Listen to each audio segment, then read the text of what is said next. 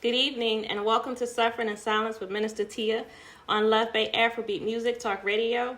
We're here with you every Friday evening at 7 p.m. Eastern.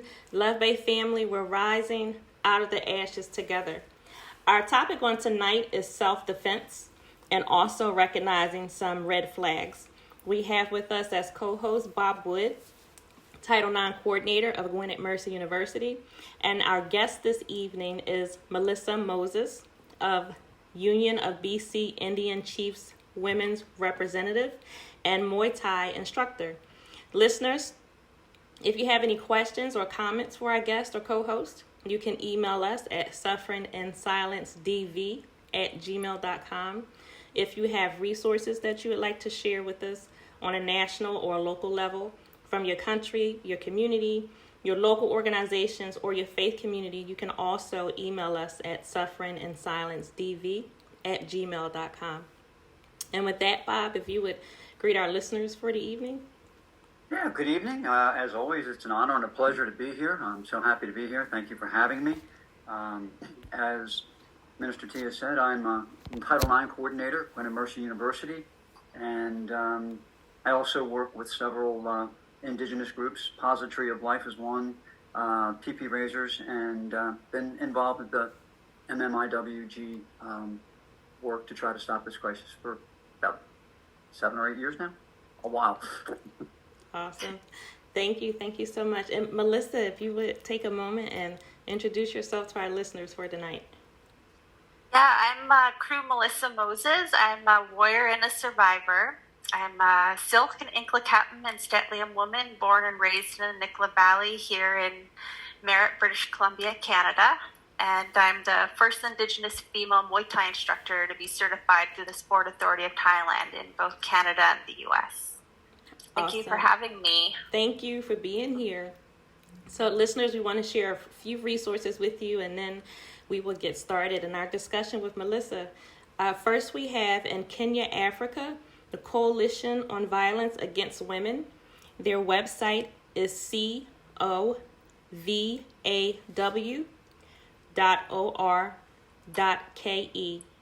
In Malawi, Africa, we have Center for Alternatives for Victimized Women and Children. Their website is cavwoc.org. Their phone number is 265-052-39876. And in Mauritius, Africa, we have SOS Women. Their website is sosfemmes.intnet.mu. And Bob, you also have some resources that you wanted to share. Yes, ma'am. I'd like to offer, the first one is the Oglala Women's Healing Circle, Mind, Body, Medicine. And that is run by a very nice lady, Ms. Cynthia Newholy. And their contact information is oglalawhc@gmail.com. That would be oglalawhc@gmail.com.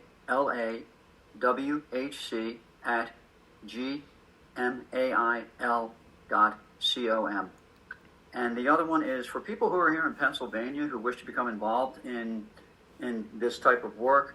An organization I'm also affiliated with is Positive Tree of Life, and their web address is www.pazatree.org/. They're out of Easton, Pennsylvania. Their phone number is 570-236-0733, and their email address is pazatree, PAZATREE, @gmail.com. Awesome. Thank you so much. Thank you. So again, listeners, our topic on tonight is self-defense and also identifying some red flags of domestic violence. So I would like to share just a couple sentences from Melissa's bio, and then I'm going to turn this over to Bob. As her mission, Melissa teaches a holistic and culturally grounded mode of self-defense to help people strengthen their bodies and minds, as well as reclaim their agency and power. Empowered by the wisdom and guidance of her elders and matriarchs, she uses traditional indigenous practices and teachings to inform and ground her approach to self-defense and healing. Familiar with the immense fear, anxiety, and anger that survivors of violence experience, Melissa has learned to process, channel, and release these emotions through self-defense. Bob? Okay, thank you. Melissa, I did some research and some background, and if I could, I'd like to sort of start off with a statement which I think is really tremendous statement, and that was the mission from the other group you work with, the House of the Moon. In the spirit of we are all related, we invite you to be a part of our growing cross-cultural family that includes any person or organization devoted to ending the MMIWG crisis, one relative at a time. Can you talk a little bit about that theory, that mission statement? Yeah, definitely.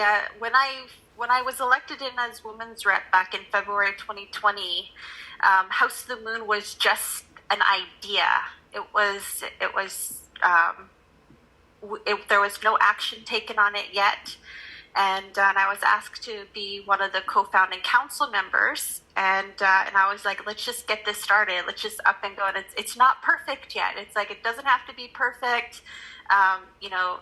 MMIWG is an ongoing crisis. It's a genocide, and we don't have time. We don't have time to start off perfect. Like, we just need to get this going.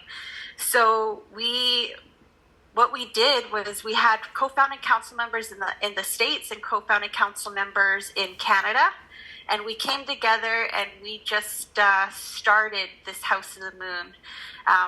Within months, we sought out potential students to go through this facilitator training program.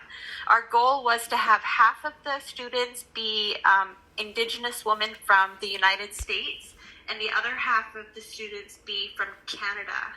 So we made this kind of like a working group for both Canada and the United States for North America. And we actually had some of our instructors that were, of Hispanic, Mexican descent also. So, we really felt that we were hitting like North America as a whole. And when the students went through the first program, once they graduated, they learned from professionals, and they used what they learned, and they created 4 days of House of the Moon, like a series to teach in their communities. For instance, I went through the program as a student myself because I wanted to test and see, like, okay, like, where do we need to improve? How can we make this better for the second group? The way that I did it, because being women's representative for the Union of BC Indian Chiefs representing BC, I wanted to reach out to as many of our First Nations women in British Columbia. So I did four sessions, and I kept it very personal. Like, I did one on domestic violence, I did one on human trafficking, I did one on, like, healing, like going on your healing journey. So basically I was hitting like like your mind, body, spirit, and mental as well. And I invited elders into my sessions. We reached to, I think our sessions, I was having up to 50 women in attendance throughout British Columbia. And we really, really made a huge impact. And I was just one student. Now, imagine all these other graduate facilitators went out to their communities, and they reached out to the women and youth in their communities, and just heightening the awareness on MMIWG, violence against women, and basically, when we went through the program, a lot of us Indigenous women were healing ourselves as well, because there is a lot of intergenerational trauma that does get passed down within our families, and so we had a lot of healing to do ourselves. And the thing was, like, how can you help people if you first can't help yourself? Mm-hmm. So during this program, we were helping ourselves. And by the end of the program, a lot of us, we felt empowered.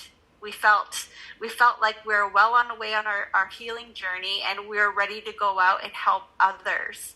So yeah, and then we went through, once the first program was done, we jumped into the second round of ladies, and we just recently completed that in 2022. And now the House of the Moon program, now that we've experienced this pilot training programs, we're now going back and reviewing, like, where can we do better? How can we reach? Where can we get funding to keep House of the Moon going? Is House of the Moon going to be in Canada? You know, because we did the first two groups in the United States, and we did a retreat in Yellowstone. So we had the second group all meet in Yellowstone for the first time in person, and went through a healing session there, right there on the land. But yeah, so that's where House of the Moon is. To me, I felt like it was very successful, and it empowered our women, because that's what we need to do, is empower our Indigenous women to go out and do the work, because I'm just one Indigenous woman and I can't do it all myself. And training facilitators, giving them the tools. Part of the program, like the first program of ladies, I taught the self-defense portion. So I volunteered to teach that, and then I told them, I'm like, could you now find an Indigenous instructor in the States? Because I want to start bringing in all these other sisters from different parts, and be like, and introduce them, and start growing our group of warriors. And so they did. They found another instructor in the States, and she taught the self-defense portion to the second group. And I thought it was very successful. And they do actually use some of the self-defense techniques in their series of workshops. That's excellent. That's excellent. A lot of you discussed, as you were speaking there, addressing the issues of intergenerational violence, and the other term that always pops up is lateral violence.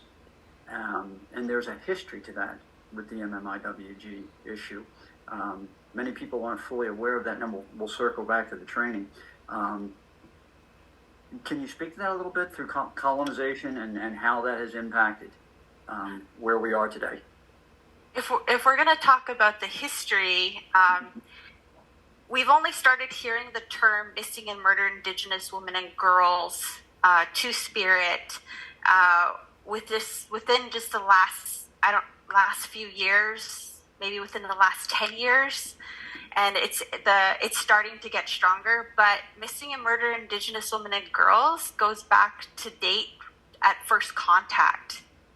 You know, we've missing and murdered Indigenous women and girls has been happening like way before I was born, and for the first time now, we have First Nations, Inuit, Métis, Native Americans. You even have other Indigenous and globally that are actually pushing for stats. Like we want to see the statistics on missing and murdered Indigenous women and girls. We want to know numbers, and we want the governments to acknowledge that this genocide is happening. Like for us here in Canada, it took a long time just for our Prime Minister just to say genocide. Like, this is a genocide. Because nobody wants to take responsibility or accountability of what has been happening to Indigenous people. That it just dates back so far to first contact. No, you're. I know you're absolutely right. And it's funny, here in the States, you won't hear the word genocide coming from the government. You'll hear it coming from people like us who work in this field, Tia, myself, my friends Cynthia Newholly and Rebecca Baylon, people I've worked with. And I would challenge people, if you do I teach history, I used to in high school. If you do some research and look back, there's documentation of Columbus's men taking Indigenous women the day they set foot on the soil. So it's as you say, it's a deeply rooted issue that needs to be taken out. Your approach with training, one of the statements there's in Moon of the House of the Moon, rather, land is sacred, bodies are sacred, and there's that tie to the land and tie to nature. And I know your training techniques work with that also. Can you discuss that a little bit? So, how I incorporate my, because when I moved to Canada, my elders in the Nicola Valley, because there's 5 First Nations bands here in the Nicola Valley, and the elders were actually calling me back home. I've been out of Canada for 17 years, and they knew that I was a self-defense instructor. I was teaching in the States under my master instructor, and they said that we need you to come home and teach self-defense to our First Nations women and youth. And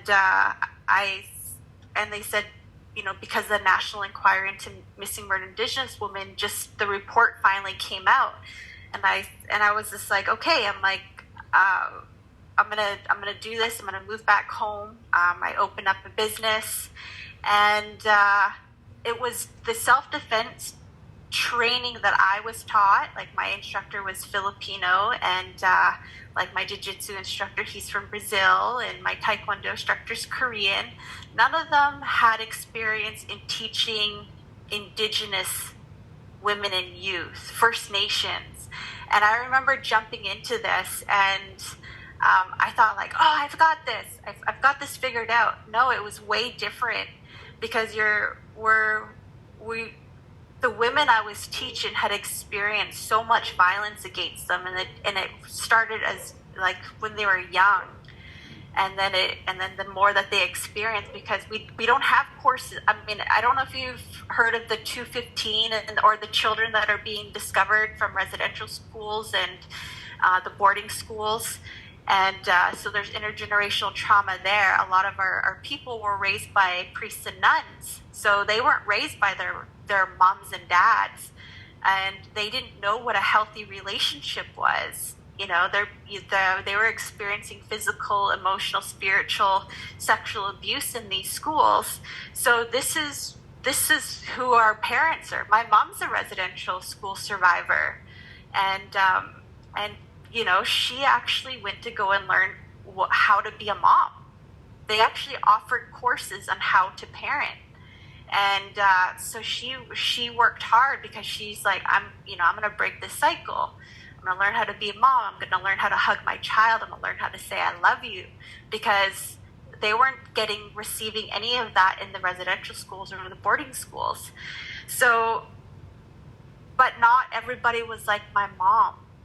They didn't go and get that parenting courses or go to courses to teach you what a healthy relationship was.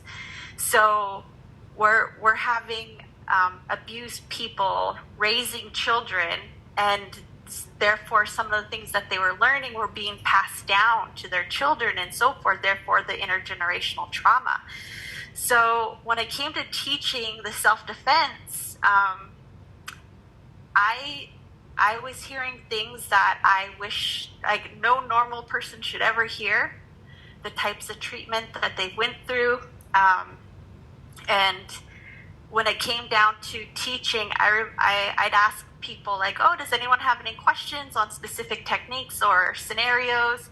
And some of these scenarios were so detailed that I just knew that something happened to them. This was something that physically happened to them, that they experienced.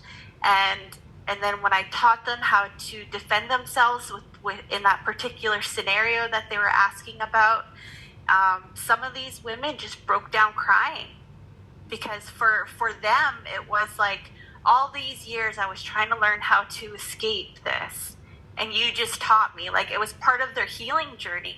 And I'm like, oh my gosh, I'm like, the emotions that were being felt, I didn't want these women to go home feeling bogged down with bringing up stuff that they were experiencing in their past, because I want to see them empowered. So I remember talking to my instructors in the States, and I was like, hey, this is what I'm experiencing. And they're like, we don't know what to tell you. Like, this, you're pioneering in a type of self-defense training that we can't really give you advice on. And so what I did was I reached out to my elders and the matriarchs in my community, and I was just like, how can I need to incorporate our culture, our traditions, ways of healing, to go along with the self-defense that I'm teaching our First Nations women and girls and our young boys. And so I was very lucky to have traditional healers and elders who took me under their wing and showed me different ways to heal.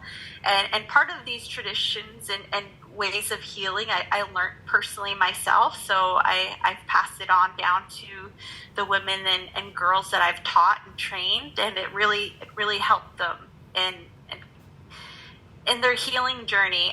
And some of the things, I did say, like, hey, if you're still not feeling well, this was one of the techniques that I was taught to use. Go to the river,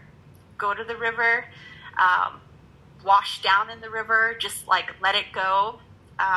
There's other techniques like go out, find a tree out in the middle of nowhere and beat the tree, and yell at the tree until you just can't do it anymore. Like, just let it out, because everything has a spirit. The tree has a spirit, the rocks, the mountains, the land. So they're all part of our traditions, our culture. And for instance, like the tree would take all of that frustration and trauma and everything that they were finally releasing, and they were taking care of it for that particular individual. I mean, these are just some examples. There are other traditions as well, like going into the sweat lodge and going through certain ceremonies. But I did incorporate our culture, and not every First Nations or Indigenous person, we don't all come from the same area. Like, I'm from the interior BC.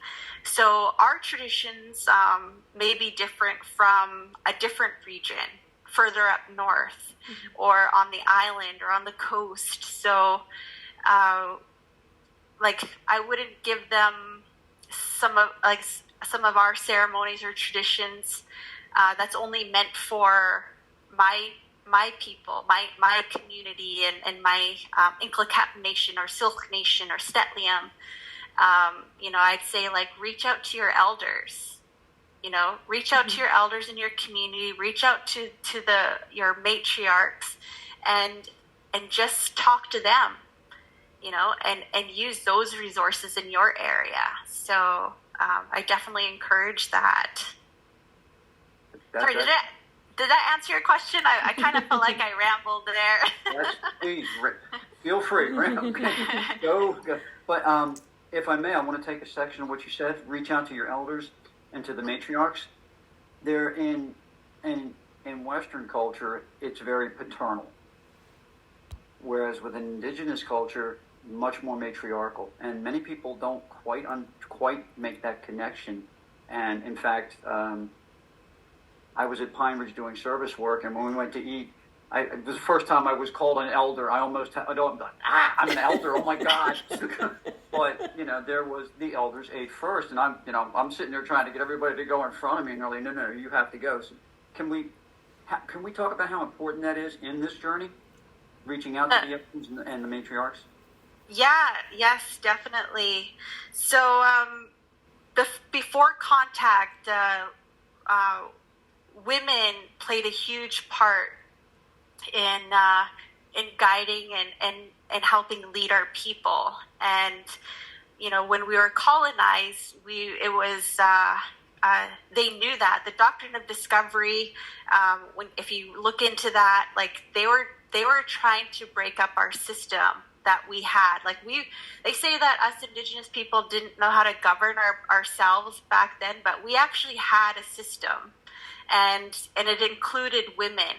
If you ever read the Indian Act that the government of Canada had put forth, it makes it. They basically were making us Indigenous women, or the Indians. The legal term is Indians, to be less than a man. So they actually the colonizing, the Indian Act played a huge part in how Indigenous women were mistreated. I mean, elders and our matriarchs do play a huge part today, even with the Union of BC Indian Chiefs. I'm the third women's rep, and these are 3-year terms. So they didn't always have a women's rep. They didn't always have an elders rep, and they didn't always have a youth rep. So the chiefs of BC recognize the importance of listening to our women, giving them a voice at the table, giving them a vote at the table. So that's where I come in, where I got voted in, and I make sure to reach out to different regions and listen to the women and bring their voices to the table. So we're starting to make that change, and in the political level that the public see, but in our communities, in different parts of the region. I actually just got off the phone with our BC AFN women's rep, and she's in Bella Bella, and she was just talking about how they just created a women's council in their community. So all of these women from these families in her community all meet together, and they discuss with things that they think their leadership needs to do to help improve their community. After they have their meeting and their discussion, then they have one of the women that represent them to go to the chief and council meetings and bring it to the table and be like, here, leadership, this is what we need to work on. This is what the women think that needs to be improved in our community. And they listen. We're really trying to bring that back into our First Nations communities here in British Columbia. We recognize that. Let's see, like the Indian Act, for instance. My dad was born in 1952 or 1951. When he was born, he wasn't even considered a person, according to the Indian Act. Like, he was equivalent to an animal. So when my dad was born, he was not a person. How they defined a person was anybody that wasn't an Indian. And that was in 1952. When my mom was born in 1951, she was, they had already made a change, and she was now, when she was born, she was the first one to be born a person, because they just made that change in the Indian Act, in the government. So when you think about it, it's not very long ago where we weren't considered people. So now we're going into racism in all the systems across Canada, in the healthcare, the political system. Like, we're still battling to just be seen as people, as a person. Mm-hmm. So, that's where missing and murdered Indigenous women come into play. We're easy targets. We experience racism in the RCMP. Well, there's an Indigenous person that's gone missing. Well, we're not high on their priority list for missing people. If I went missing, I would hope the people in my community would definitely step up to try to find me. But I honestly don't think the RCMP would actually put a lot of effort into trying to find somebody that's First Nations. That's the constant thing that we're experiencing here in British Columbia. And, we're trying to build that relationship, but it's so hard. That's a shame. And there seems to be a bit of a parallel. I know, Tia, we've discussed this before here. So frequently when someone goes missing, they're out partying, they may be drunk, they'll be home in a couple days, and then they may not hear from the authorities again for 2, 3, 4 days. And as an ex-law enforcement, the first 48 hours, you better be moving. That's all I'm going to say on that. You better be moving. You better get hot on that trail. And it's a shame, and it's hard to combat the mentality of that. Let's talk about your program and your self-defense. How do you, through that program, attack that mentality? The mentality, like my people not trusting the RCMP, or trying to working through, because again, it's trust is a bridge, and once you take plank out of that bridge, it's hard to put it back in. It's hard to rebuild that. Exactly. When I came into Canada, we in my community, the Merit Detachment, the Royal Canadian Mounted Police, we have First Nations officers. Okay. So there's actually like 3 of them, I think, are First Nations from different parts of British Columbia or Canada, and I think there's like maybe 2 of them that are non-Indigenous, but they work in the First Nations like department of the detachment, and they're the ones that are trying to help build the relationship and kind of fuse that gap between First Nations communities and the RCMP. So I reached out to them when I first came back to Canada. One, I needed to know what was legal and what was not legal in self-defense. For one thing, I can't teach weapons here in Canada. It's illegal. So that's why I chose Muay Thai and Jiu-Jitsu as my go-to self-defense techniques. But I actually I was thinking, I'm like, well, how can I build this relationship between First Nations communities and the RCMP? Well, I started working with them. We started collaborating. Okay, you come to my self-defense events and do some talk and some relationship building, and then vice versa. I go and teach self-defense at some other youth youth events that they do. So we were trying to build that relationship.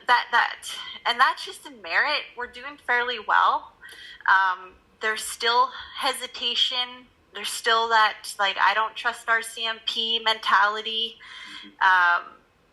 Because I know probably 15 years ago, 20 years ago, I think the RCMP detachment here, there were some bad apples in their detachment, and there were some pretty horrific stories, and that's what people remember. They remember those horrific stories.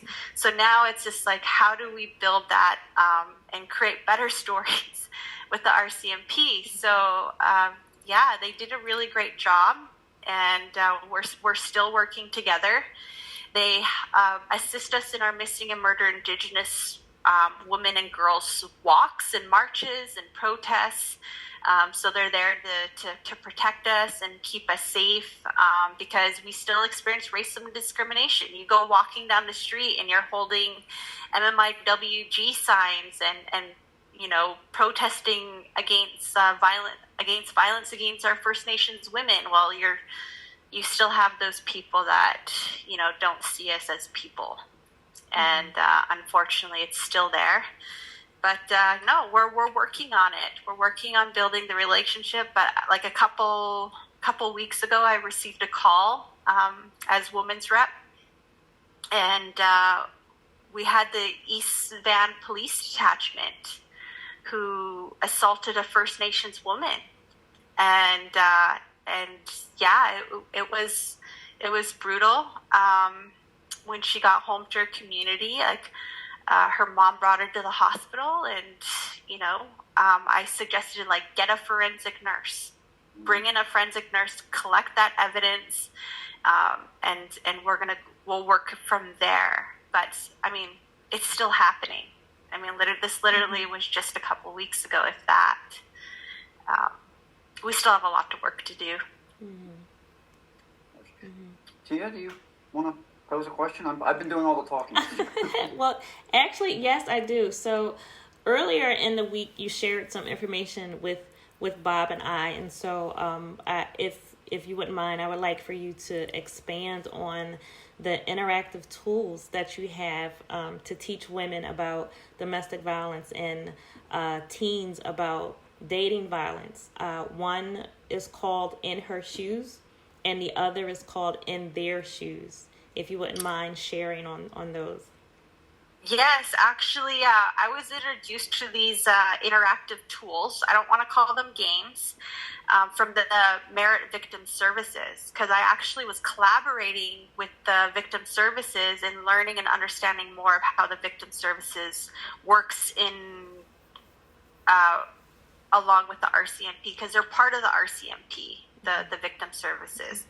And in some of our talks, because I was hosting a workshop in domestic violence, and it was actually the lady at the victim services suggest, hey, I actually have these interactive tools, and I purchased them from the Washington State Coalition Against Domestic Violence. So you can actually go to their website and purchase these. Since pandemic, you can't purchase the physical copies of these interactive tools. You can only purchase the virtual versions. But In Her Shoes is an adult version of they're real people, but the character names, the names of the people were changed to character names to protect the victims. And basically how it works is you choose one of these characters, and you read through the card and the scenario, and at the very end of the scenario it gives you two decisions. So you have to make a decision, and then they have these different stations. One could be like the shelter, forgive and forget, court, police, and so on. And they go to the next station, they get another card for that particular character, and they read it, and they have to make another decision.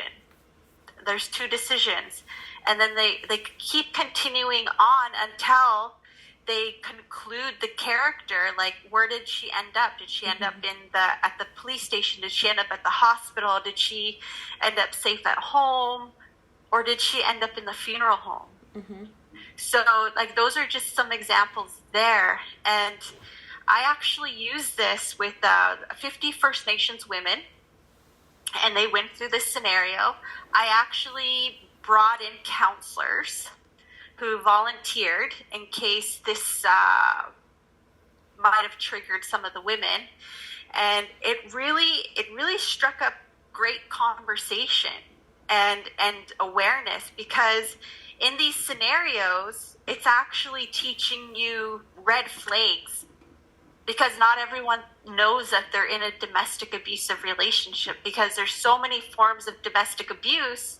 It's not always physical.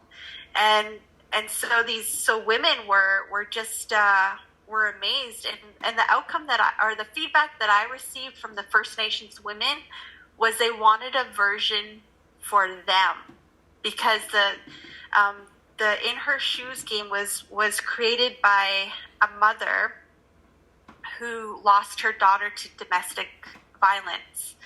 And so it was the characters are of non-Indigenous people in their scenarios. And First Nations women, well, a lot of us live in urban areas, but like there's some that live in such remote areas, they can't drive to a police station or a hospital or anything like that. Like this, so their situations are different. And I just feel like with the intergenerational trauma, our scenarios are slightly different as well. But I still use this, and I still facilitate this game, and that's just it. Is some of the victims were like, I wish I had your set of skills back then, and or have your self-defense programs in my little community, or even if there was just something that just taught us what the red flags were. And for me, this In Her Shoes for adult women was a great way to help teach that red flags, the non-physical side of the self-defense and awareness. The In Their Shoes is a teen version. So for teaching teens about dating violence. And I actually had some of my students that came up to me, and after they had went through this In Their Shoes, they didn't realize that their relationship was unhealthy, that what they were experiencing was an unhealthy relationship, and it was probably going to be a good idea of getting out of that relationship before it gets too bad. So these two games can be purchased online. It's a virtual option, and I think anybody around the world could purchase these interactive tools. Can you share the information for anyone if they want to access it and purchase it? Where can they get it? They can go to, I think if they can just Google, here, let me take a look here. If they Google Washington State Coalition Against Domestic Violence, or they can go to www.wscadv.org, you'll be able to see the interactive games available in their shop there as well. Okay, so there is a warning at the beginning of both interactive tools in her shoes and in their shoes. Anything usually that has to deal with domestic violence or teen dating violence, there's always a trigger warning. Even though that warning was there, and even though I know what I know and I have my own experience, I was still surprised because I went through both interactive tools, and the first one, I was triggered. The character that I chose, and I went through the scenario, so much of what happened to this character either happened to me or reminded me of what happened to me. And again, even though I know what I know, I still wasn't expecting to be triggered the way that I was. And when I went through the In Their Shoes teen dating violence tool, I was angry. I went through scenarios, and I was just angry at the situation and what was happening. And I think of our teenagers and how they just need help just to live, just to grow, just to be who they are on a normal basis. They need help.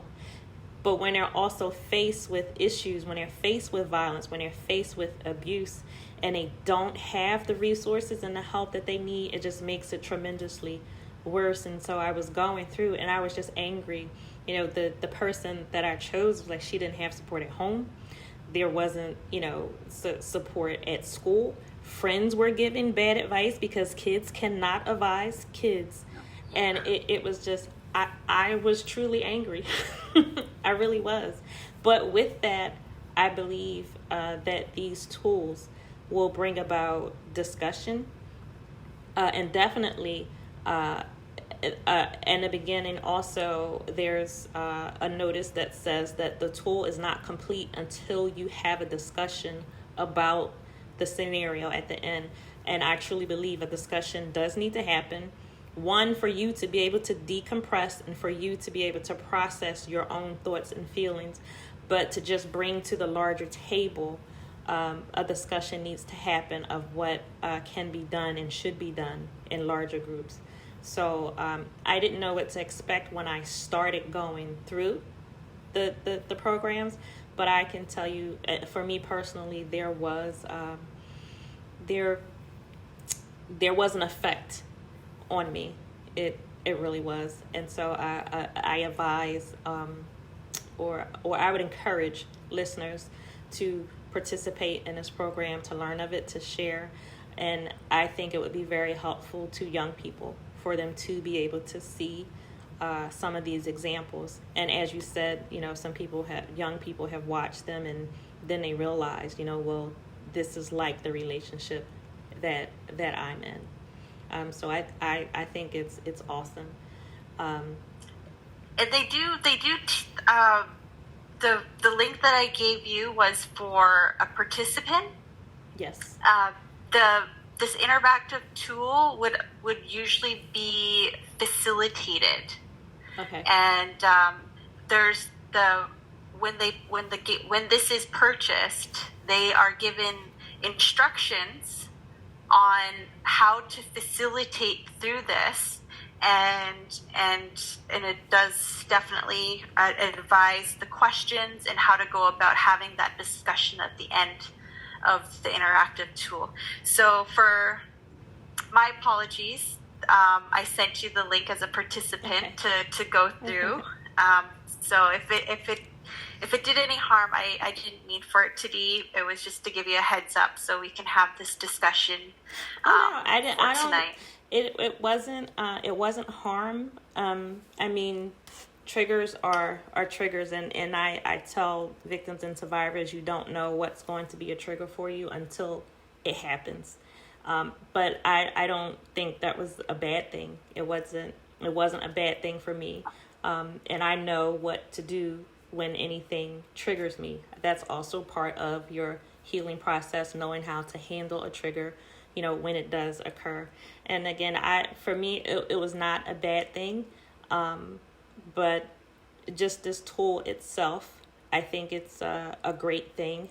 It's just like having the conversation that we have every Friday night. Something will be or may be a trigger for someone, but we have to keep having these discussions. So it wasn't a bad thing at all. And I walked away with knowing that there is an additional tool out there to help our young people, to support victims and survivors. And so again, I think it was a great thing. And Bob, I know you went through it as well. And so I just want to welcome our listeners again. And then Bob, you can share your thoughts on the interactive tools as well. Sure. So listeners, we do want to welcome you again to being with us on Suffering in Silence with Minister Tia on Luv Bay Afrobeat Music Talk Radio. We're here with you every Friday evening at 7 p.m. Eastern, with a replay on Tuesdays at 1 p.m. and 7 p.m. Eastern, and also Thursdays and Fridays at 1 p.m. Eastern. Luv Bay, we are continuing to rise out of the ashes together. So, Bob, you went through the interactive tool as well. What were your thoughts on it? Pardon me. I think it's absolutely fantastic. In fact, I've thought about incorporating into my own training sessions that I have at the academy, at the university. And it's especially with me. My focus. My background. I'm the child that came out of a domestic violence scenario. My mother just had bad luck with men, but the ones, with the students and the teens, the one thing that I've always tried to tell people when we're dealing with, and I think it comes through in this because it's the communication. Mm-hmm. So the child that is in that in that scenario, if there's they'll leave. They'll get out of that house. I mean, I found the place where I could go. It's called the Royal QQ Club, and that's where my friends and I hung out. My wonderfully misspent youth, but it was my safe haven. And you see a lot of that with our youth, and I think that's why tools like this are so important, mm-hmm. because they open those discussion lines. Yes. Because I'm at 15 years old, would I have had that discussion? You couldn't have pried it at me with a crowbar. I wasn't going to step up and start that, and tools like that will start those types of discussions, and they're sorely, sorely needed. They really are. Yes. So I think it's an excellent device. And this is actually being taught, facilitated at the Merritt's local high school. Good. So they actually do go facilitate through this to start creating those discussions at that age, right? Like, mm-hmm. What better place to teach it and mm-hmm. facilitate it than at a local high school? Yes. So, and yeah. You make a very, very good point with that, because again, most 15-year-old young men sometimes don't realize what they're doing isn't appropriate. They've seen this, they've grown up in that environment. But I no names or anything like that, but I remember dealing with an individual who came into my office in a Title IX capacity. He was flabbergasted, and we did a lot of restorative justice work together. Mm-hmm. And the happy ending was things turned around. Mm-hmm. But that I remember a young man right out of high school who he went, I never thought about that way. Mm-hmm. Well, I'm sure you didn't. Mm-hmm. We need to go down this road, starting right now. That's why I said I think it's excellent, and they're incorporating it in high school is absolutely perfect. Yes, and Bob, I would say on the other side of that, 14 and 15-year-old girls don't understand that they actually have the right to say no. You don't have to agree with whatever this boy or girl is doing or whatever they want you to do. You can say no. You can also change your mind. If you start to participate in something and then you decide, you know what, I'm afraid now, I don't like this, I don't want this, you can change your mind and say no. So it is just absolutely amazing at how the innocence of our children just gets them in trouble, because they truly they just don't know. And some of our boys and girls think that what they do and say is just okay. I mean, young people today, it's like, I can express myself, I can speak my mind, I can do whatever. I mean, it's like me, just on steroids. And they don't think outside the box of themselves. They don't think outside the box of themselves, how what they do and say affects another person, and how what they do and say actually may be incorrect. It may not be the best thing. You may actually be hurting someone, even if you don't intend to. And again, the other side of that, actually not knowing. I mean, there are adults who don't know they have the right to express themselves by saying, no, I don't want this. Who don't understand, I can set a boundary that is not to be crossed. Yeah. So with that, Melissa, and we are just under the hour, but what are some of the red flags that you share when you teach or train women and young people? What are some of the red flags that you share with them to look out for and to try to recognize? Well, the number one for me is it's part of the non-physical self-defense. That's normally not taught by most men who teach women self-defense, is their intuition. Yes. That's a big one. Trusting your gut. The little kids in my class, I teach them, trust your spidey senses, your gut feeling, your intuition, so they understand what I'm trying to say. Yes. And if your intuition says, in my experience, I was attacked, and my intuition said that if you don't defend yourself, he's seriously going to hurt you or even kill you. And that was my intuition. And the other thing that I teach my students is don't hesitate, because that split second hesitation could mean life or death, and to not hesitate in your reaction. So that one for me is that's a big one, is your intuition. For me, it took 17 years to figure out how to get out of my domestic abusive relationship. But I experienced all sorts of different things. I experienced emotional abuse, spiritual abuse, mental abuse, financial abuse, coercion. And I asked the lawyer that I sought out legal assistance from, and I was like, what do you mean coercion? Can you give me an example? What is a coercion? And she said, well, every time that you tried to leave, you experienced, or he threatened to commit suicide. And I counted about 7 times that happened alone. Like, coercion, what does that mean? I was still learning about the red flags of how there was just a lot of things. And you can definitely, talk to a mental health counselor or professionals of what those red flags are.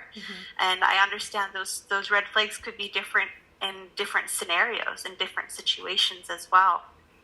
I know there was one thing I wanted to mention, since we're almost to time, is another way to learn about red flags or learn how to defend yourself, because not every woman is living in an area that has martial arts academies or women's self-defense programs.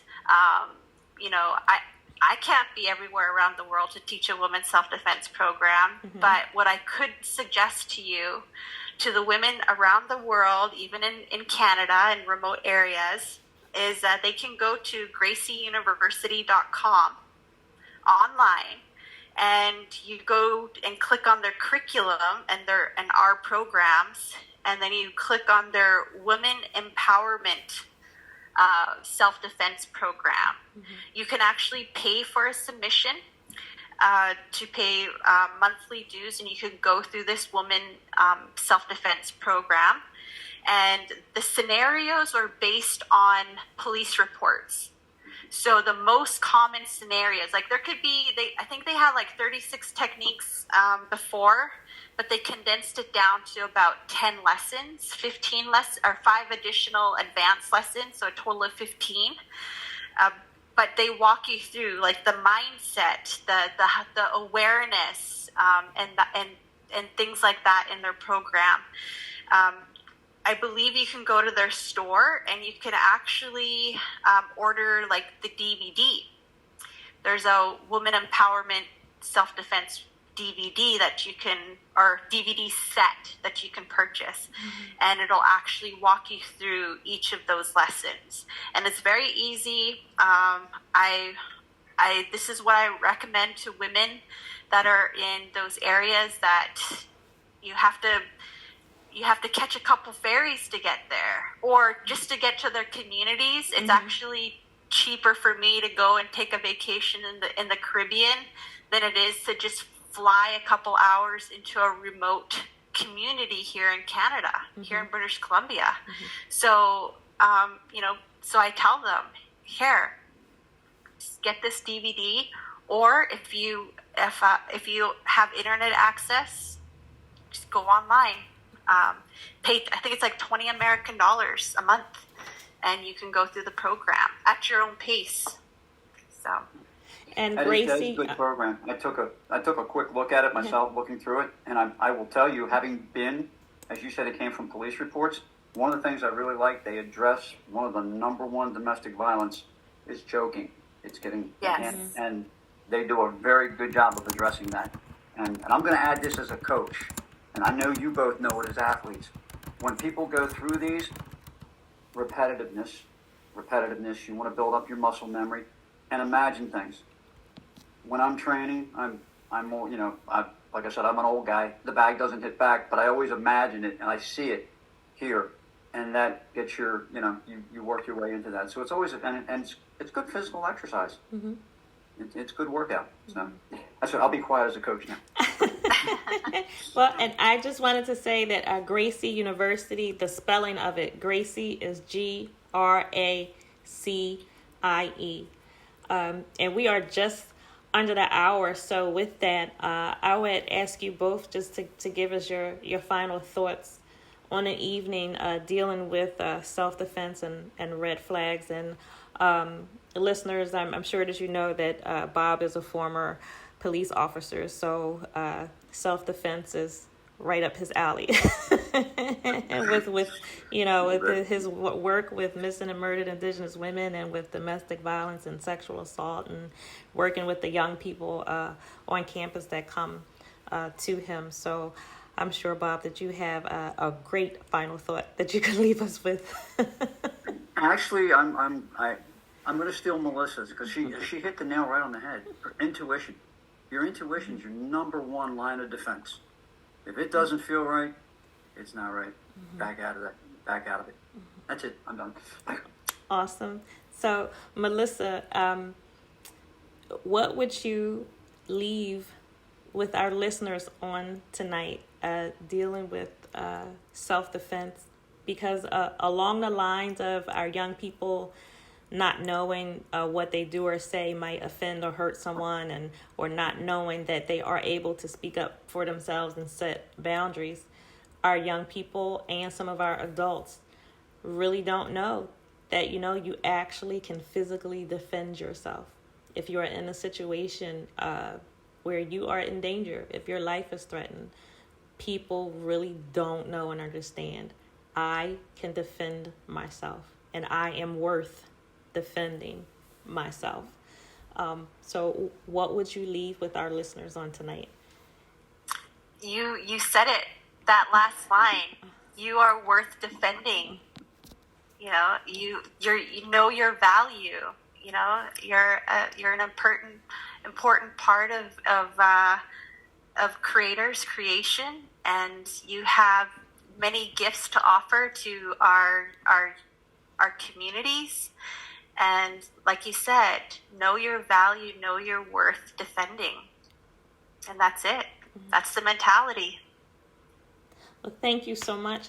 Thank you so much for being with us, Melissa. Thank you, Bob, as usual, for being here. Yeah. Listeners, Lila Wopala, my Lakota that I'm learning, Lila Wopala. awesome. Listeners, if you want to catch up on previous episodes from the program, you can visit our YouTube channel, Suffering in Silence DV. We want to thank you for joining Suffering in Silence with Minister Tia on Luv Bay Afrobeat Music Talk Radio. We are here with you every Friday evening at 7 p.m. Eastern.